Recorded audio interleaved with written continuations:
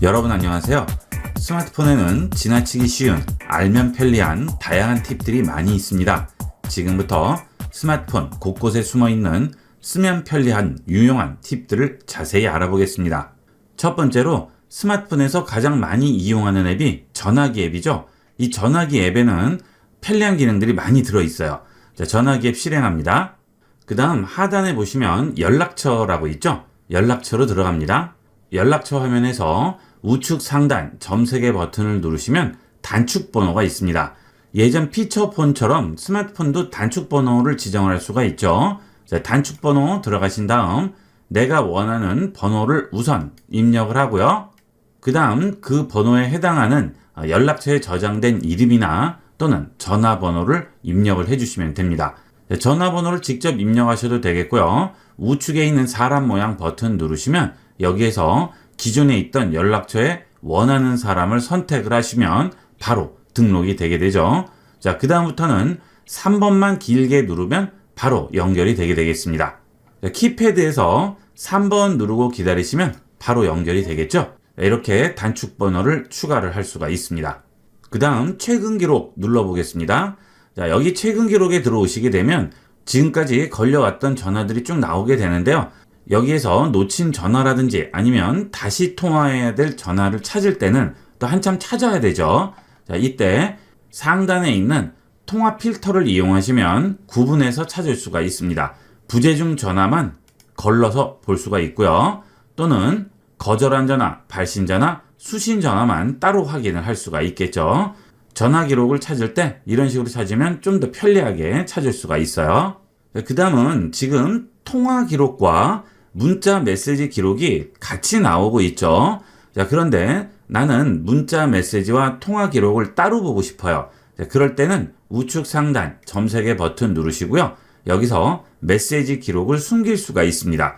그렇게 되면 여기 있던 메시지 기록이 없어졌죠. 메시지 기록과 전화 기록을 같이 확인을 하기 원하시는 분은 여기서 메시지 기록을 표시하시고요. 메시지와 통화를 따로 확인을 하실 분은 메시지 기록 표시를 꺼주시면 되겠죠. 그 다음은 문자 메시지로 들어가겠습니다. 이 문자 메시지에 숨겨져 있는 기능들이 굉장히 많아요. 예전에는 단순한 문자 기능만 했었는데 요즘은 많이 바뀌었죠. 그래서 마치 채팅같이 이용을 할 수가 있습니다. 자, 들어가 볼게요. 카카오톡의 그런 기능들을 이 문자 메시지에서도 이용을 할 수가 있습니다. 예를 들어서 상대편이 이렇게 사진을 보냈어요. 자, 그러면 사진을 터치하고 기다립니다. 그러면 삭제, 전달, 공유, 별표, 리마인더, 상세 보기 여러 가지가 나오게 되죠. 전달을 하시게 되면 연락처에 있는 내가 원하는 사람에게 이 메시지를 전달을 할 수가 있겠고요. 또는 공유를 하시게 되면 여러 가지 기능들을 이용을 해서 공유를 할 수 있죠. 네이버 메모라든지 카카오톡에 연동해서 공유를 할 수도 있겠고요. 네이버 킵이라든지 네이버 마이박스라든지 이런 것들을 이용을 해서 공유를 할 수가 있습니다. 그 다음에 우측 상단 점 3개 버튼을 누르시면 이 사람과 대화 중에 공유한 파일들이 같이 올라가 있죠. 마치 카카오톡의 톡서랍이나 비슷한 기능이라고 할 수 있겠습니다. 대화 중에 주고받은 파일이라든지 또는 사진, 영상 같은 것들을 한꺼번에 여기서 확인을 할 수가 있어요. 자, 그 다음 같은 갤럭시를 쓰시는 분들은 이렇게 문자를 보내면 상대방이 확인을 하지 않으면 컬러가 바뀌지 않죠. 카톡에서 1이라고 나오는 아이콘과 동일한 기능이 되겠습니다. 그때는 터치하고 기다리셨다가 삭제하시게 되면 상대방에게도 삭제가 되게 됩니다. 그 대신 이 기능은 같은 갤럭시를 이용하시는 분들끼리만 가능하겠죠. 자, 그 다음은 광고 전화 같은 것들이 많이 올 경우에 일일이 우측 상단 점 3개 버튼 누르시고 설정에 들어가셔서 차단 번호로 따로 등록을 하시게 되는데 그럴 필요 없이 이 문자 상태에서는 바로 차단을 할 수 있습니다. 예를 들어서 이 번호를 차단을 할 거예요. 그러면 들어가신 다음 여기에 수신 차단이라고 나오죠. 저장되지 않은 번호로 온 메시지는 무조건 수신 차단이라고 나오게 됩니다. 여기도 저장되지 않은 번호라고 수신 차단 떠 있죠? 여기서 차단을 해주시게 되면 이 번호로 오는 문자는 이제 차단이 되게 됩니다. 자, 만약에 등록이 돼 있는 번호는 어떻게 될까요? 연락처에 등록이 돼 있을 경우에는 여기 눌러보시게 되면 수신인 추가 삭제만 나오고 차단은 나오지가 않죠. 이때는 우측 상단 I라고 되어 있는 정보 버튼 누르시고요. 여기서 더보기 들어갑니다. 여기서 연락처 차단을 할 수 있습니다. 연락처에 등록된 사람을 차단을 할 때는 이런 식으로 이용을 하셔야 되겠습니다. 그 다음은 통신사에 따라서 다른데요. LG U+나 SK 같은 경우에는 우측 상단 점색의 버튼을 누르시면 다자간 통화하기와 그룹 영상 통화가 있습니다. 다자간 통화하기를 이용을 하시게 되면 여러 명과 동시 통화가 가능하죠. 여기에 있는 사람 버튼을 누르시면 연락처에 있는 사람들을 선택을 할 수도 있고요. 내가 원하는 사람 번호를 직접 입력을 할 수도 있죠. 이렇게 다자간 통화를 할 수도 있고요. 그 다음 다시 눌러서 들어가면 그룹 영상 통화도 가능합니다. 그러면 동일하게 연락처에 있는 사람을 선택하거나 직접 입력을 해서 그 사람들과 그룹으로 영상 통화를 할 수가 있습니다. 이것은 전화를 건 사람을 제외하고 3명까지 가능합니다. 자, 그리고 이것도 통신사에 따라서 다른데요. 문자 메시지의 경우도 카톡과 거의 동일하게 이용을 할 수 있습니다. 이렇게 터치하고 기다리게 되면 여기에 아이콘들을 표시해 줄 수가 있죠. 이런 식으로 원하는 아이콘 표시를 해주게 됩니다. 자, 들어가게 되죠. 그 다음에 답장도 할 수 있죠. 카톡에서는 지나간 메시지에 대해서 답장을 하게 되면 그 답장이 아래에 달리고 그 메시지로 바로 이동이 가능하죠. 이것도 동일하게 이용을 할 수 있습니다. 예를 들어서 여기에 답장을 써볼게요. 터치하고 기다리고 답장합니다. 자, 테스트라고 썼어요. 전송합니다. 자, 그러면 해당 문자에 대한 답장을 여기 보여주죠. 윗부분이 내가 받은 메시지가 되겠고요. 그 메시지에 대한 답이 아래에 있게 되겠죠. 자, 이런 식으로 카톡과 아주 유사하게 이용을 할 수가 있습니다. 그 다음에 글자를 복사한다든지 텍스트 선택도 가능합니다. 이 경우는 통신사에 따라서 될 수도 있고 안 될 수도 있습니다. 자, 그 다음은 설정에서 음질을 향상시켜주는 방법을 보도록 하겠습니다. 설정 들어갑니다. 자, 그 다음 소리 및 진동 들어가세요. 그 다음 아래로 내려가시게 되면 음질 및 음향 효과라고 나오죠. 여기 들어갑니다. 자, 그러면 음질과 음향을 향상시키는 여러 가지가 나오게 되는데요. 돌비 애트모스는 입체적인 음향을 들려주게 되죠. 자, 눌러서 들어가 볼게요. 이 돌비 애트모스는 자동, 영화, 음악, 음성 이렇게 나오죠. 자, 내가 어떤 컨텐츠를 이용을 하느냐에 따라서 그 컨텐츠의 최적인 상태를 만들어주게 됩니다. 저는 자동으로 돼 있죠. 영화나 음악, 음성 중에서 알아서 인식을 해서 최적 상태로 만들어주게 됩니다. 그런데 영화나 음악 같은 경우에는 이어폰을 이용할 경우에 최적의 효과를 만들어줍니다. 영화나 음악을 들으실 때 이 돌비 애트모스를 이용하시면 깜짝 놀랄 정도로 음질이 향상이 되니까 꼭 한번 이용을 해보시고요. 그 다음에 음성 같은 경우에는 이어폰을 끼지 않고 해도 또렷한 음성을 들을 수가 있습니다. 통화할 때 소리가 잘 안 들리시는 분들은 돌비 애트모스 이용을 해서 음성 이용하시면 좀 더 선명한 음질로 통화를 하실 수가 있어요. 그 다음은 이퀄라이저가 있죠. 이퀄라이저 누르시게 되면 팝, 클래식, 재즈, 락 중에서 어떤 형태의 음악을 듣느냐에 따라 거기에 이퀄라이저를 맞춰주게 됩니다. 팝을 누르시게 되면 이런 식으로 바뀌고요. 클래식 누르면 또 바뀌게 되죠. 팝 같은 경우에는 주로 목소리를 좀 강조하는 그런 이퀄라이저가 되게 되겠고요. 클래식은 관악기 위주로 강조를 하게 되고요. 뭐 재즈나 락에 따라서 다 바뀌게 되죠. 사용자 설정을 하면 내가 마음대로 바꿀 수 있는데 그러면 이렇게 잡고 마음대로 움직일 수 있죠. 하지만 이거는 이퀄라이저의 기능을 확실하게 이해를 하셨을 때 이용을 하시는 것이고요. 일반적으로 쓰실 경우에는 주로 듣는 음악에 맞춰서 이용을 하시면 되겠습니다. 가요 같은 경우에도 팝을 이용을 하시면 되겠죠. 자, 이렇게 이퀄라이저를 이용하는 방법이 있고요. 그 다음에 음질 최적화가 있죠. 음질 최적화 들어갑니다. 이 음질 최적화는 연령대에 맞는 최적의 음질을 만들어줍니다.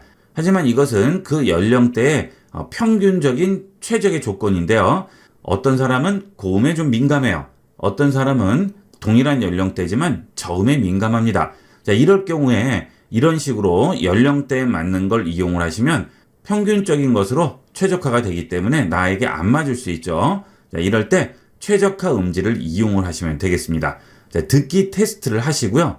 조용한 곳에서 꼭 헤드폰을 착용하고 이용을 하셔야 돼요. 그러면 내 귀에 최적화된 소리를 찾을 수가 있습니다. 예를 들어서 왼쪽 귀가 약간 덜 들리시는 분도 있고요. 오른쪽 귀가 조금 덜 들리시는 분들도 있죠. 이런 식으로 최적화 테스트를 하게 되면 일반적인 음악을 들을 때나 통화를 할 때도 잘 안 들리는 귀 쪽의 볼륨을 또 올려주게 됩니다. 그래서 양쪽을 동일하게 만들어주는 거죠. 되도록이면 이 듣기 테스트 꼭 하셔서 꼭 이용을 해보도록 하세요. 귀가 굉장히 편해질 뿐더러 연령이 높아질수록 소리에 대한 민감도가 점점 떨어지게 되는데 그렇다고 무작정 자꾸 볼륨을 올리게 되면 오히려 귀에는 굉장히 안 좋다고 합니다. 최적을 찾아주는 게 굉장히 중요한 거죠. 30세 이상 분들은 꼭 이용을 하도록 하세요. 그 다음에 이렇게 최적화한 것을 통화할 때만 이용할지 또는 영상이나 음악 들을 때만 이용할지 지정을 해줄 수가 있습니다. 지금 미디엄이 통화죠. 여기 눌러보시면 미디어만 지정을 할 수도 있고요. 통화만 지정을 할 수도 있죠. 되도록이면 미디엄이 통화 다 이용하시는 게 좋겠죠. 저도 최적화해서 최적화 음질 하나 만들어 뒀습니다. 그래서 여기에 체크를 해뒀어요. 자, 그 다음에 알림창을 내리도록 하겠습니다. 스마트폰을 이용을 하실 때 알림이 어디서 왔어요. 그런데 이 알림 잠깐 보고 지나갔지만 나중에 다시 봐야 할 경우가 있죠. 이렇게 사용요금 알림이 왔다든지 또는 다시 한번 봐야 될 그런 알림이 왔어요. 그럴 때는 우측 화살표 누르시고요. 여기서 종 모양 있죠? 이걸 누르세요. 그러면 15분, 30분, 1시간, 2시간 이렇게 지정한 시간이 지나서 재알림을 하게 됩니다. 그러면 잊어버리지 않고 해당 알림을 다시 확인하고 일을 처리할 수가 있겠죠. 다시 봐야 할 알림이 있을 경우에는 이렇게 설정을 해주시면 되겠습니다. 자, 그 다음은 이 알림은 받기 싫은데 자꾸 옵니다. 앱이나 서비스에서 오는 경우가 많죠. 자, 이 알림을 꺼야 되겠어요. 하지만 여기서는 알림을 끌 수는 없습니다. 원치 않는 알림을 끌 경우에는 이렇게 알림창 열고 아래쪽에 알림 설정으로 들어갑니다. 그 다음 아래쪽에서 최근에 알림 보낸 앱에서 더보기를 누르세요.